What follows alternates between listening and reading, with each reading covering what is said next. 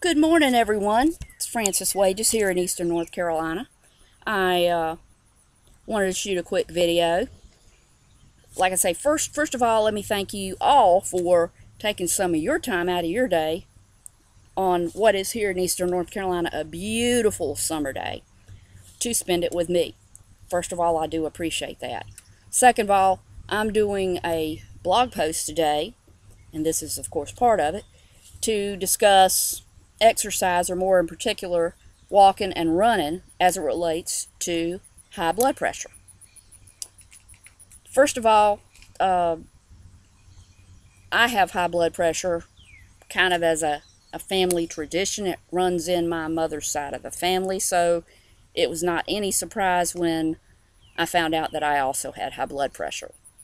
Ever since then, I've been trying to keep it in check by eating, by exercising, by doing whatever I can. And sometimes I've been successful, sometimes not so much. Occasionally it'll still spike up. Past several years I've had a lot of things going on, sometimes not so good, and I've let it get to me mentally.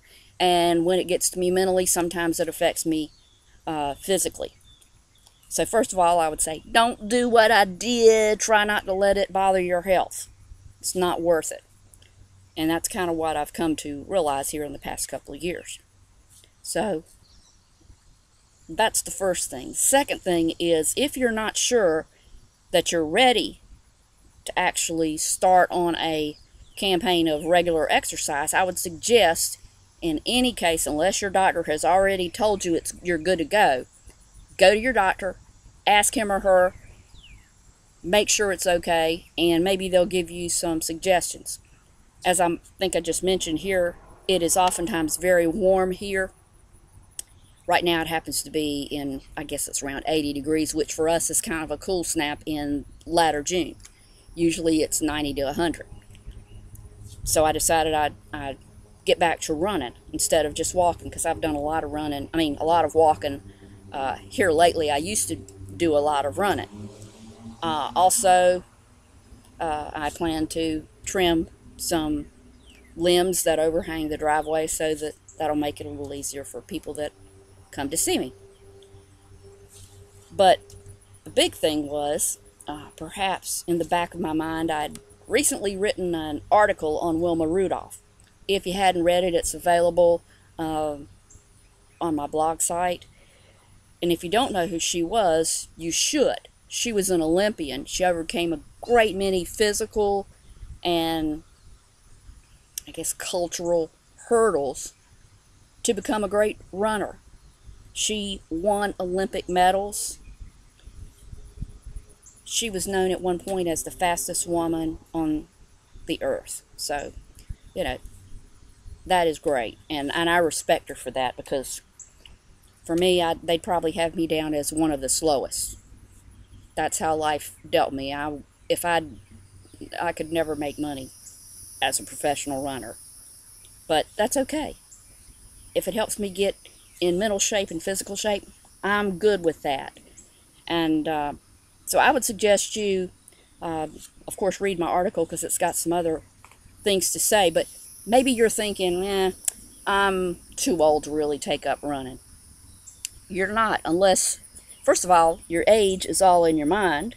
And second of all, there are runners of all ages, and there are certainly walkers of all ages. Even here in Newbern, there is a group that goes to the mall every single day, where it's cool and it's air conditioning, and they do their walking. So if you decide, if you can't do the running, that's cool.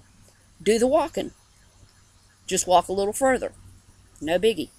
But if you try to do running and your doctor says it's okay, don't let your age stop you. Let me tell you the story, a real quick story, and this is all I'm going to tell you before I sign off. But I used to run a bunch of 5 and 10Ks back when I ran consistently.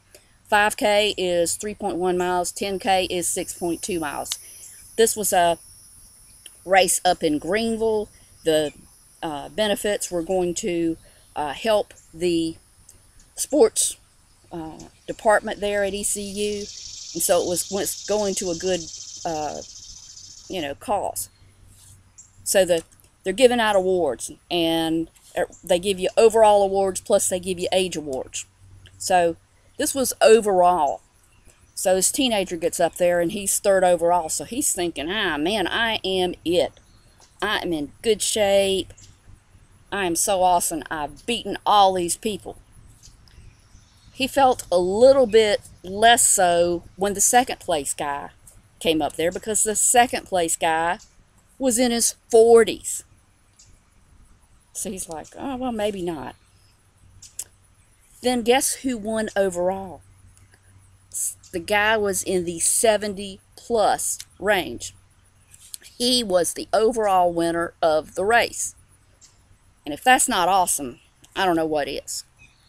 And might I say that his body did not look like a 70-year-old. Let me tell you another quick story. Same race, same everything. There was a lady there that was going to run in Boston. If you don't know about the Boston Marathon, this is one thing you may need to know. You do not just send in your money and your application and you're accepted. You have to have run another marathon and have gotten it, your time has to be within certain parameters for them to accept you. This lady had met both of those requirements, and she was in the 60 plus category and won that. Let me tell you, I thought, and this was back when I was probably 30 some, I thought, I would love to look that good when I'm 60 some. And I still would say that, because she looked phenomenal. I took away so many things from that race, and that's one thing that'll be good. You get to meet awesome people. You're getting in shape, but you're meeting awesome people, and sometimes because where the races are located, you get to see awesome things. I ran one down in Beaufort and got to tour the historic homes down there. So, just think about that.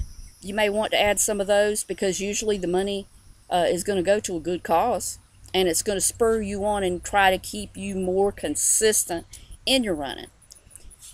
I wish you well. Thank you for joining me today. Have an awesome day. Bye for now.